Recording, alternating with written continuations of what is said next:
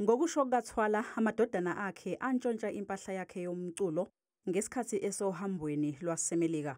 Uvumile-ke ukuthi amadodana akhe adla izidakamizwa, kanti usezame kaningi ukuthi awayise esikhungweni eselapha abantu abayizigqila zezidakamizwa. He's been stealing from me. He's been doing a lot of stuff. He's been to more than 30 rehab centers, from one rehab to another. We've tried to assist him as a family. We tried everything that we could, and he doesn't want to change. Igama likaLongwe Thwala seliphatheke kaningi ecaleni lokubulawa kaSenzo Meyiwa njengomunye wabantu ababekhona endlini.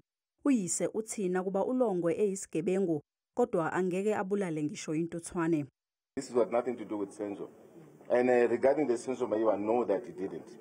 Because I know him. He's a thief, he's a druggie. But him shooting Senzo, what it is nonsense. Whatever people are saying about him, I know he won't do that. Uthwala uthi ukubophisa amadodana akhe akuhlangene necala lokubulawa kaSenzo Meyiwa.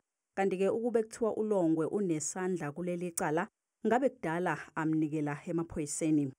Why am I actually opening a case for him to be imprisoned if I'm protecting him for the Senzo Meyiwa? Trust me, I'll be the happiest man if he was the one who did it. I'd rather see him in jail than to see him suffer. Umbuso ulihoxisile icala ebelibhekene noSelo Thwala ngenxa yokungabibikho kobufakazi. Icala lokweba elibhekene noLongwe Thwala lizobuyela enkantolo mhla ziyi-12 kuMandulo.